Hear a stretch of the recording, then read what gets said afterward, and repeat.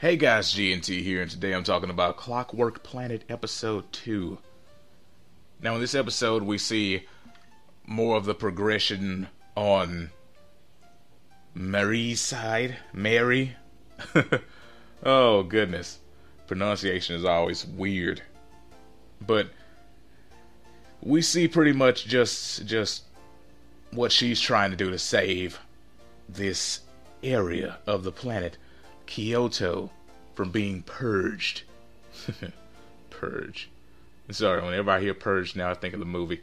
But yeah, we also see that apparently there are a lot of crooked people everywhere in this society. Because the military is crooked, people in the guild are crooked. It's just, nobody's a straight line.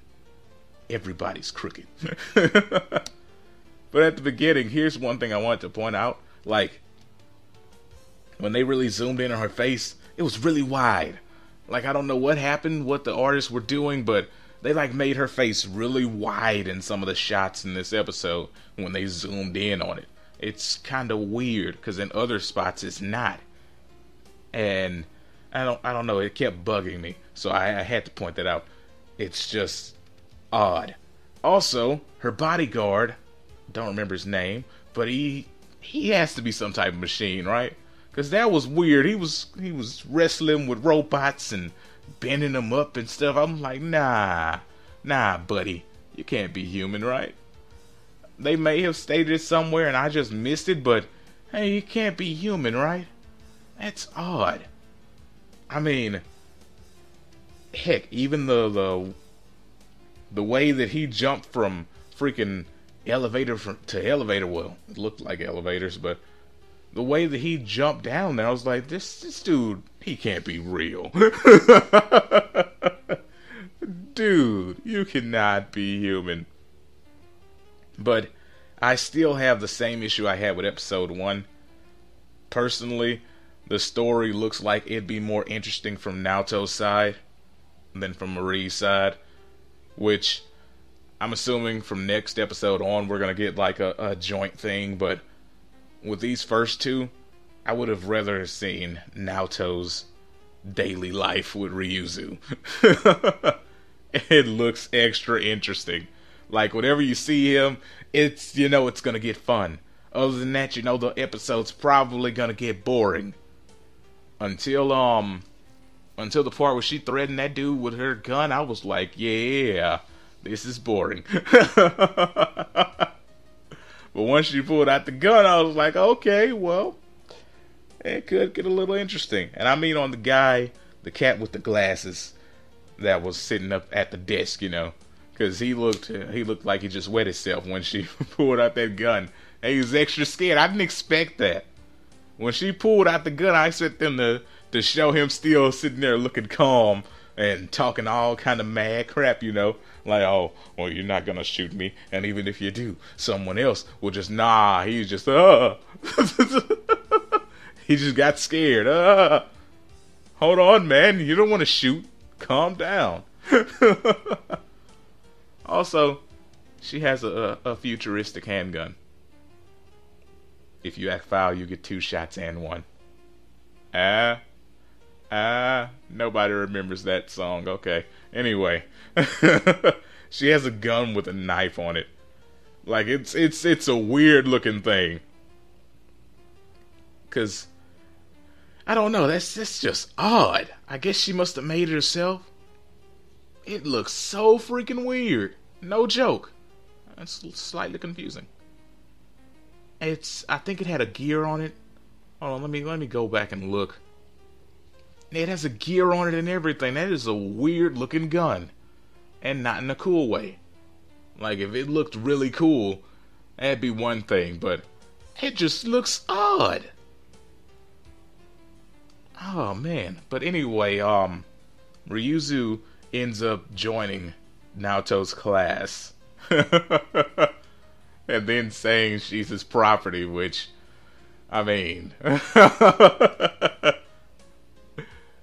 she kinda, I don't know, kinda is, I guess, But regular people aren't gonna take that the way that she sang it, they're gonna take it as in, oh, you're dating this chick, and you've got her trained real well. That's messed up, buddy.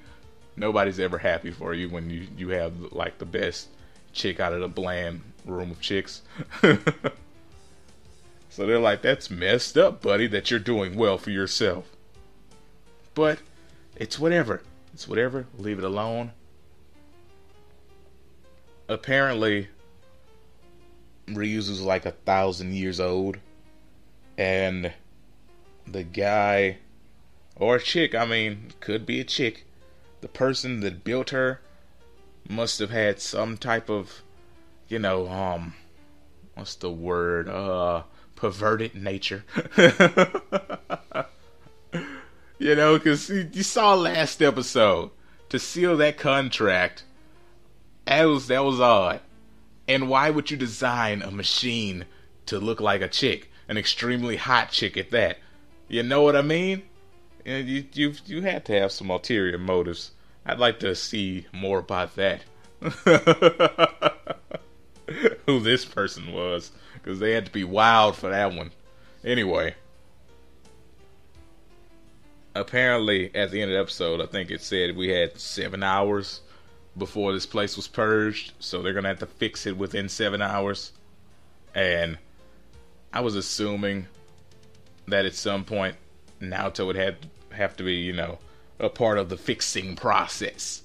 Because there's no way that they were just going to let her fix it in this episode and we move on with life, Problem solved too quickly. So, looking forward to that. Looking forward to seeing exactly what they're going to do next episode. Because my problem is, with the first and the second episode, half the episode was boring. And actually like 75% of the episode was boring. And 25% was interesting. Because that's how much Naoto's typically in these episodes. Like 25% of the episode. Maybe a good 30. Maybe it's a 70-30. But it's a bad mix. I like his parts. That entertains me. The rest is a tad boring. Except for when this bodyguard was fighting the robots. That was interesting because he can't be human. It just gave me the thought, this guy can't be human. And seeing the way she was fixing the gears and everything, that was cool. Rest of it, dealing with her, was pretty boring. And I'm hoping that now that they've met each other, they can fix that whole boring issue.